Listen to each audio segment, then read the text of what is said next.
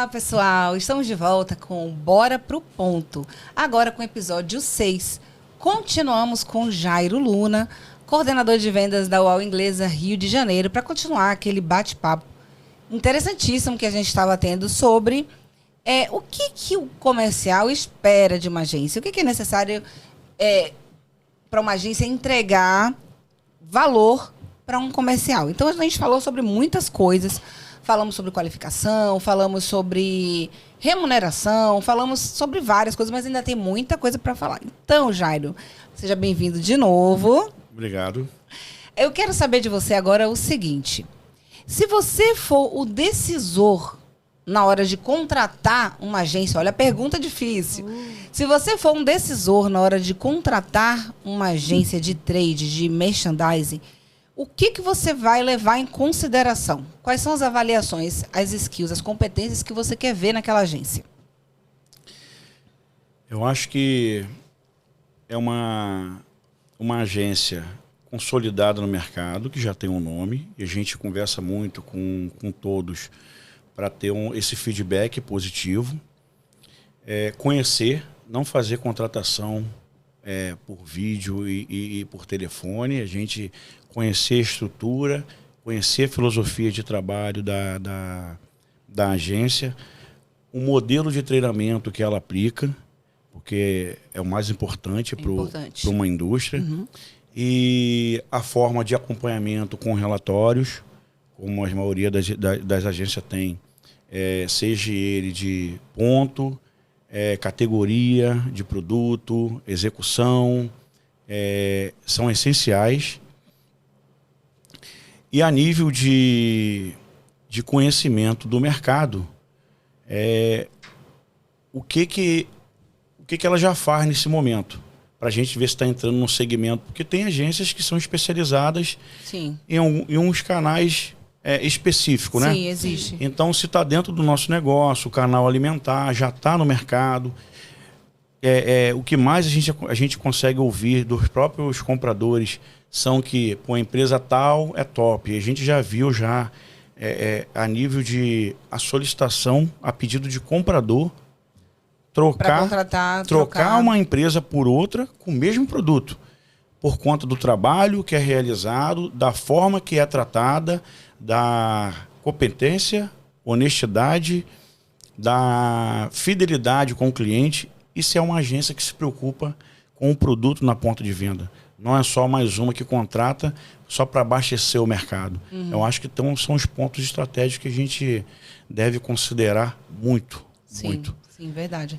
Eu gosto sempre de voltar no assunto custo, porque eu acho que isso influencia e impacta muito na hora de contratar uma agência, de uma indústria contratar uma agência. Então, existem processos de concorrência e muitos deles levam em consideração todos esses requisitos que você falou, mas também levam em consideração a questão de preço. E aí, na hora de você compor o preço, a gente já pensando enquanto agência, a gente pensa, eu preciso oferecer qualidade, né? Eu preciso oferecer profissionais capacitados e preciso, depois disso, desenvolver esses profissionais de uma maneira que eles tragam os resultados esperados. Mas isso com uma baixa remuneração, com salários baixos, sem incentivo, sem campanhas de incentivo, sem campanhas de variáveis, de remuneração variável, fica muito difícil, muito difícil. Então, a minha pergunta para você é nesse sentido de preço, de custo, né? O que você acha que a equipe de merchandising é custo ou é investimento? Investimento, 100% investimento. Porque por isso que eu não toquei no assunto custo, porque claro que você vai fazer pesquisa de mercado, de estrutura da agência, como que ela está no mercado hoje em dia, para preço. Para preço, tem vários dando preço. Porque ninguém quer perder. Se você for fazer uma cotação hoje de agência para fazer um trabalho para uma determinada rede, por exemplo, igual dando o exemplo que você deu aí,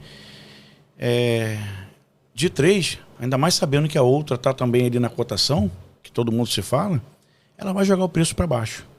E aí você tem que ter muita habilidade, tem que ter muita consciência, porque a gente está levando uma empresa terceirizada para dentro da nossa empresa. Está fazendo uma indicação. Verdade. E a gente tem que cuidar do nosso negócio. Eu tenho que cuidar da marca da minha empresa como se fosse um documento meu, como se fosse Sim. alguém da minha família. Sim. A gente tem que cuidar da nossa empresa com carinho, porque afinal de contas é ela que me paga. É uma extensão, né? É uma extensão. E aí como que eu contrato qualquer uma para representar a minha marca, que hoje é consolidada no mercado? Vamos dar um exemplo, o All Inglesa. Sim.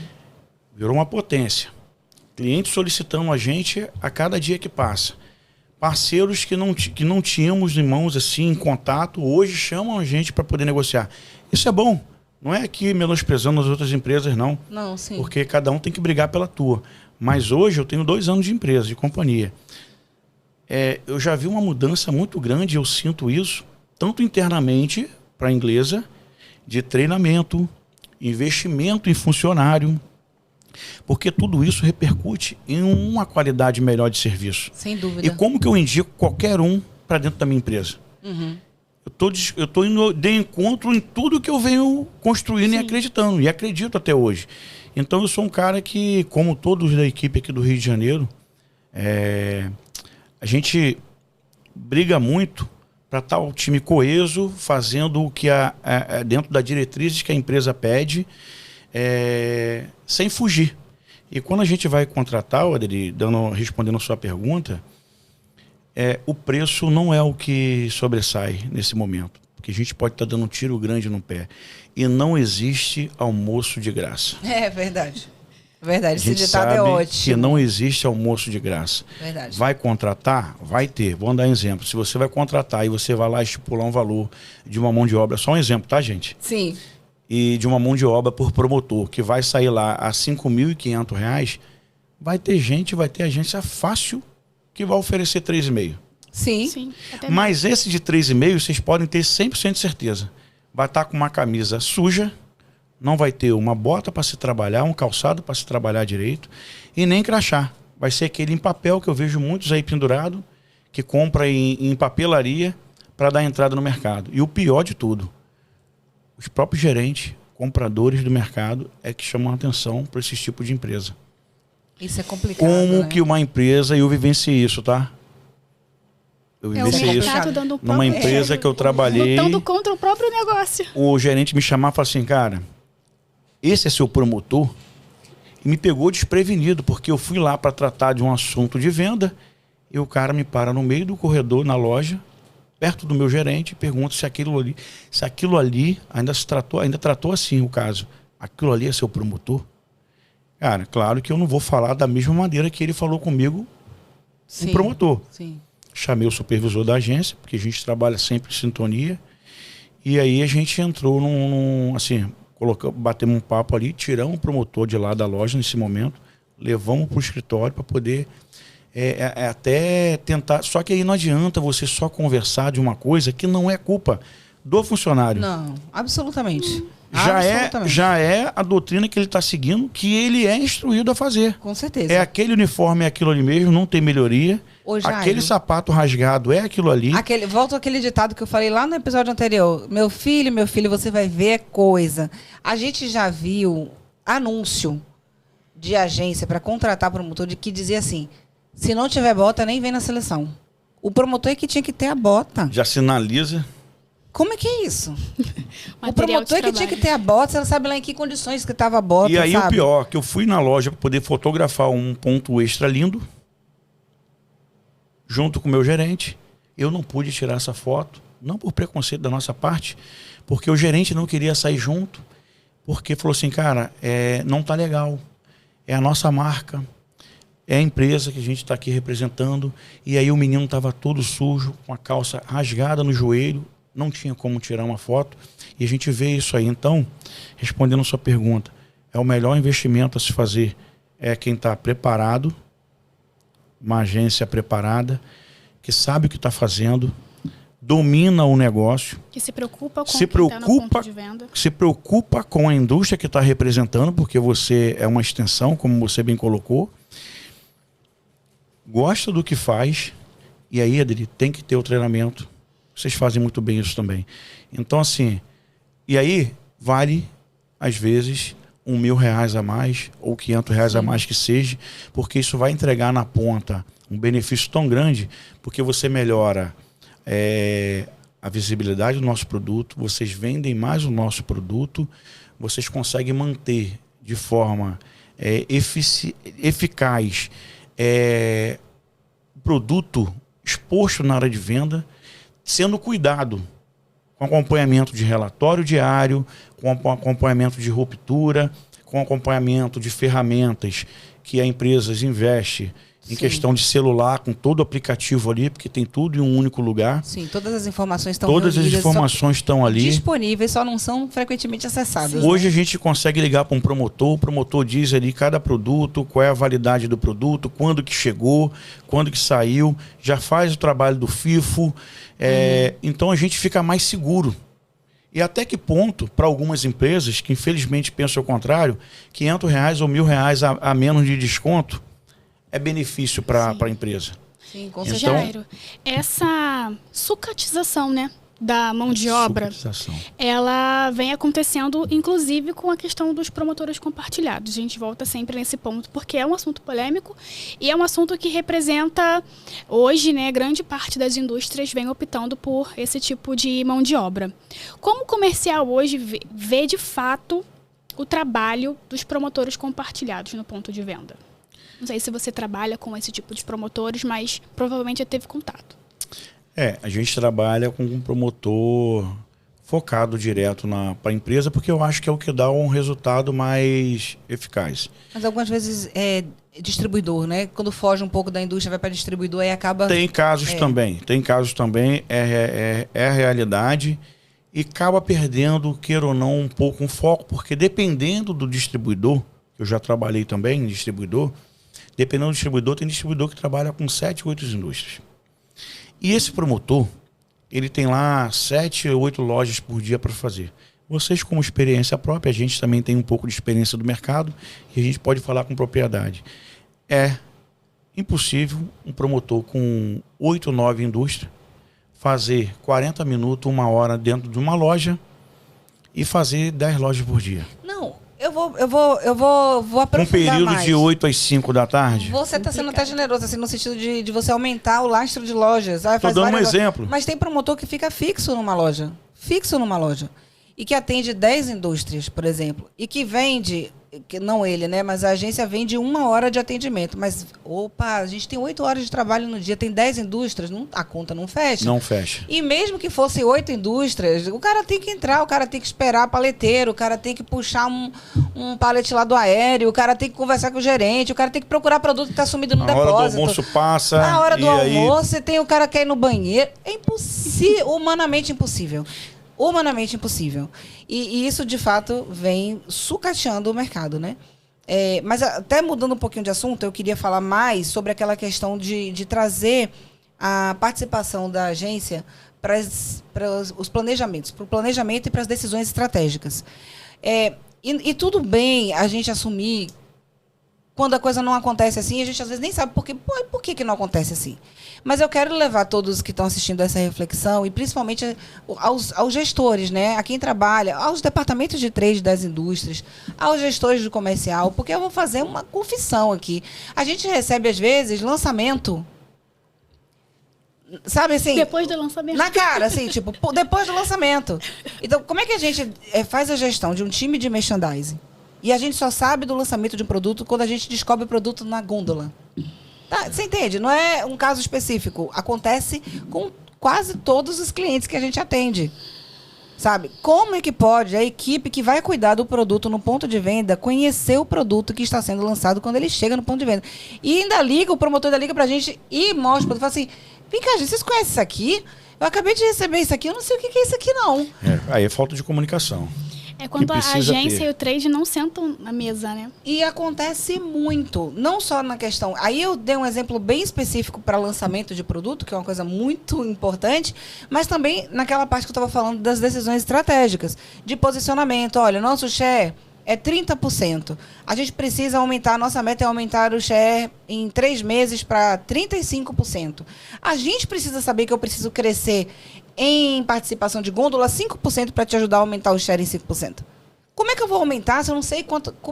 O André falou isso na entrevista dele, na participação dele, eu acho que é muito importante. Como que você vai escolher um caminho se você não sabe aonde você precisa chegar? E a gente esbarra muito nisso. Então, com a sua experiência, como você acha que isso pode melhorar? Que contribuição que você acha que a gente pode dar nesse sentido, né, de melhorar essa comunicação e a agência e o comercial conversarem mais sobre os metas, os objetivos? Eu acho que a comunicação está muito espaçosa aí. Uhum. Acho que a comunicação é o principal.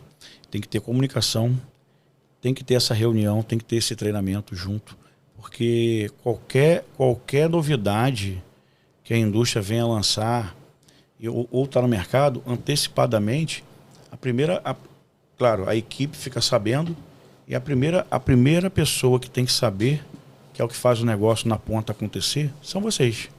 É a agência, né?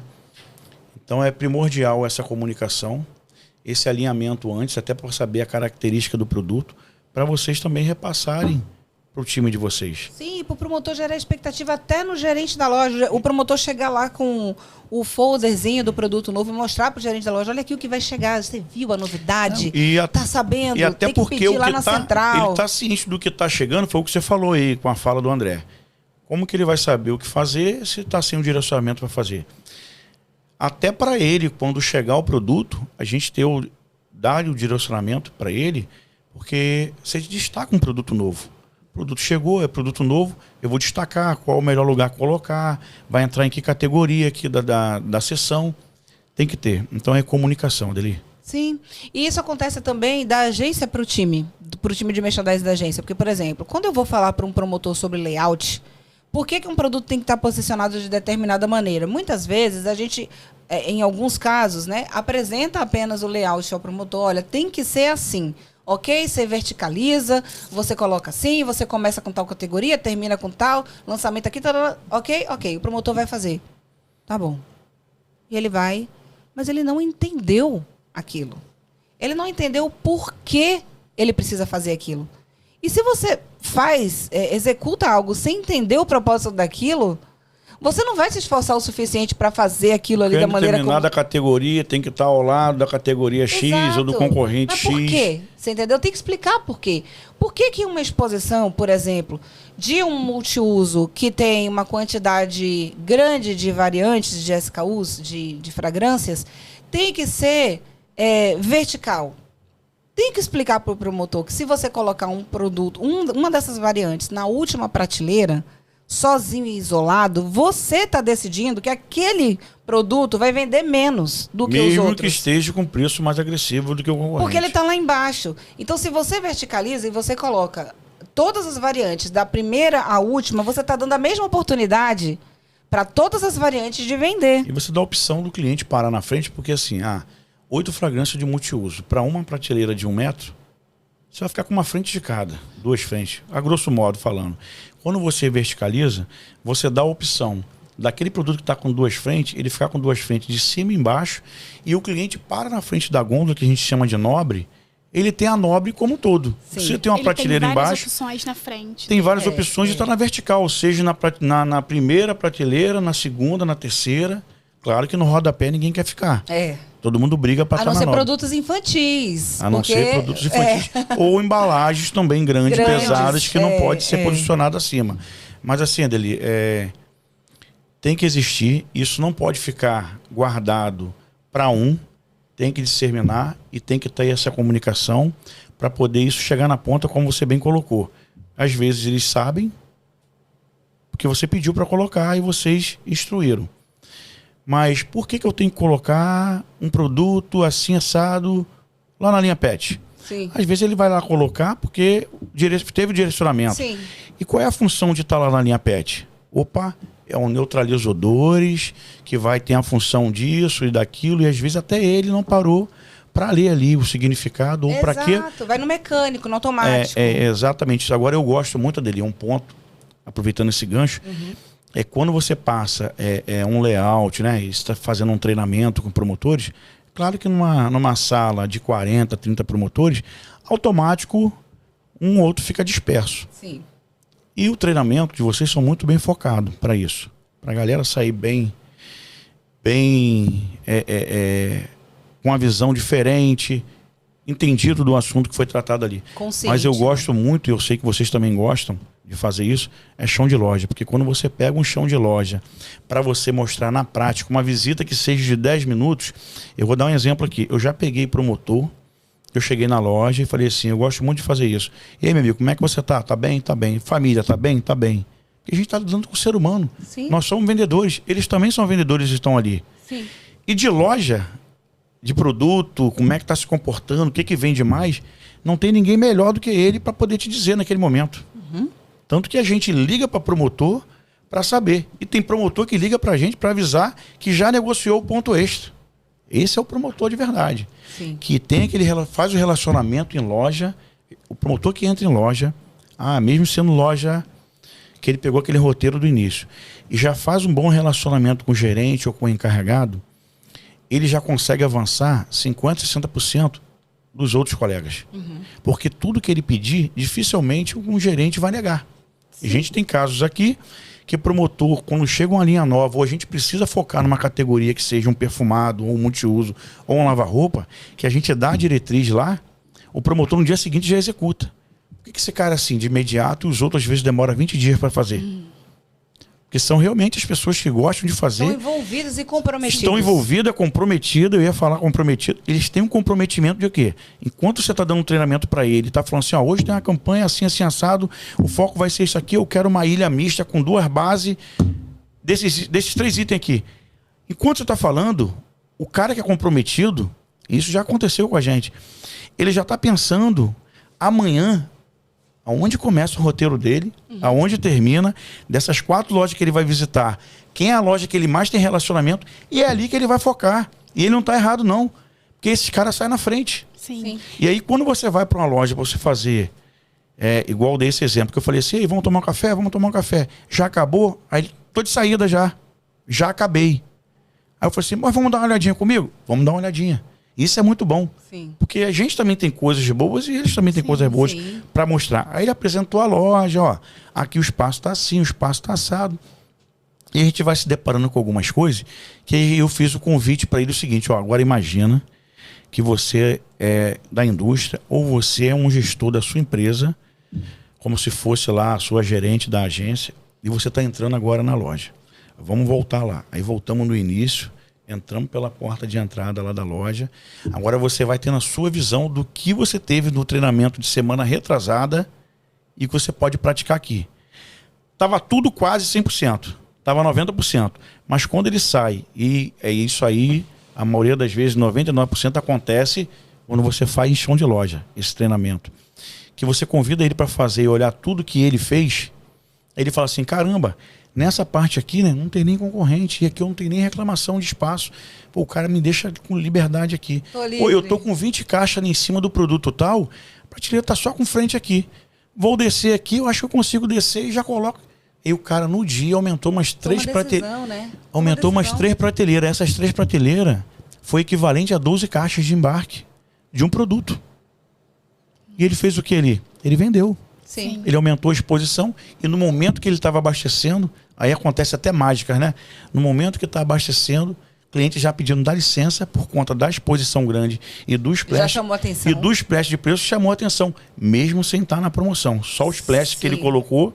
Sim. E a cliente foi, pediu da licença, pegou 2 unidades, botou no carrinho e foi. Então, assim, são coisas do dia a dia. Mas tem que ter essa comunicação para melhorar na ponta todo o processo. Aproveitando o seu gancho que você falou sobre o promotor que se antecipa, que é proativo e facilita o trabalho do comercial, já negociou um ponto extra e você só chegou lá e precisou negociar o volume para colocar lá na exposição. O que você acha que... Qual seria o papel da agência que vai facilitar a vida do comercial, de fato, assim, no dia a dia? O que a agência precisa ser ou fazer para facilitar, de fato, o trabalho do comercial? A agência, ela tem um papel mais importante, porque eu falei, né, dei o exemplo do 70-30. Ela tem um papel fundamental. Eu acho que o treinamento da equipe, conversar mais, trocar mais ideias, porque tem ideias boas que vêm daí para cá e vice-versa. E de lá para cá. Que a gente às vezes está num dia a dia corrido, com a agenda apertada. Trazer mais ideias. E trazer ideias, mas não ficar em papel. E isso ser colocado em prática. Mas a agência hoje, com um treinamento, trazendo as ideias de movimentação, de campanhas mais agressivas para o time, para enganjar o time, envolver o comercial. É bom mexer na ferida, porque o comercial precisa se mexer também. Eu acho que vem demanda daí para cá e a gente está mais presente um com o outro. Eu acho que é o que tem que fazer o negócio acontecer. Perfeito. Acho que você sintetizou muito bem. Sim. Quais são as competências necessárias, né? E não é muito complexo, não é complicado, não é impossível, é até simples. Se for resumir, é estreitar o relacionamento. Exatamente. A comunicação. Melhorar a comunicação. Comunicação. Exatamente. E eu me arrisco a dizer qualificação, né? A gente fala muito da qualificação do promotor, porque não existe curso de formação de promotor e é uma função técnica. É uma função técnica. É o que eu falei. Não adianta você simplesmente apresentar um layout e dizer para ele assim. Ele tem que entender por que dessa maneira. Ele tem que entender o que é uma prateleira nobre. Por que é nobre? Como já pegamos o promotor, assim, pegamos sem ele perceber, ele vendendo e abordando o cliente no corredor. Sim. Tinha conhecimento do produto, sabia falar sobre o produto. Como que funciona, para que serve. Tudo, sabe o que é fluxo de loja. É uma função técnica. Exatamente isso. E não tem formação de promotor.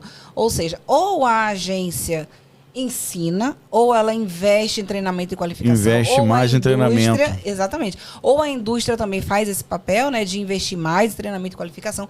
Mas a gente fica, aí mais uma vez a corda arrebenta só pro lado mais fraco, que é o promotor. O promotor tem que ser qualificado, porque o promotor tem tem que fazer tudo. Não. A agência também tem que ser qualificada. Sim. O gestor da agência também tem que ser qualificado. O coordenador da agência tem que saber do que ele está falando. A gestão, a gerência da agência, o diretor, a criação, todo mundo tem que saber do que está falando. Tem que ter uma qualificação. E aí eu acho que a partir dessa qualificação é que as coisas começam a mudar, a melhorar. Porque se você sabe do que você está fazendo, do que você está falando, você aprimora aquilo, né? Você falou uma coisa muito importante, Adeli. Gestores, vocês gestores, o supervisor, porque se o supervisor também não tiver inteirado no assunto e souber de 50%, imagina a galera que está abaixo dele lá, 20, de informação. 10. 20, 10, né, 30. Então é super importante investir, ter essa comunicação comercial e trade e investir no treinamento e qualificação. Sim. Eu acho que esse é um caminho a se pensar, né? Se o mercado está investindo suficiente no treinamento e na qualificação dos profissionais de merchandising, trade marketing, fica essa dúvida aí. Gente, tá chegando ao fim. Que pena, porque a conversa estava tão legal, tão ótima. Tá chegando ao fim mais um episódio. Mais uma vez eu quero agradecer a presença do Jairo, que como sempre, a gente conversa pra caramba, tem sempre boas ideias. E é a partir desse tipo de conversa que a gente teve a ideia de fazer o podcast, porque eu acho que todo mundo precisa ter acesso a essas reflexões. Inclusive, eu quero fazer um convite. Eu quero pedir para você que está assistindo esse episódio, que comente e também fale sobre quais assuntos a gente deveria falar. Que tipo de assuntos que a gente deve trazer, quais revelações a gente deve fazer nos próximos episódios. Isso é muito importante para a gente. Obrigada mais uma vez. Gabi, muito obrigada pela sua presença. Agradeço a oportunidade, porque é sempre estar entre pessoas que trabalham no mesmo ramo, né? E a gente está nesse processo de aprendizado a cada dia. A gente nunca vai saber tudo. E a gente troca experiência, a gente consegue aprender um pouquinho a cada dia. Isso é muito bom, é uma experiência nova. Verdade, eu li uma coisa hoje Obrigado pelo convite. Imagina, as portas estão sempre abertas para você. Obrigado. Eu li uma coisa hoje que resume bem isso. Trabalhar com pessoas inteligentes não é um risco para você. É uma bênção. É uma bênção. Então vamos atrás de pessoas inteligentes. Gente, muito obrigada. Até o próximo episódio e bora pro ponto?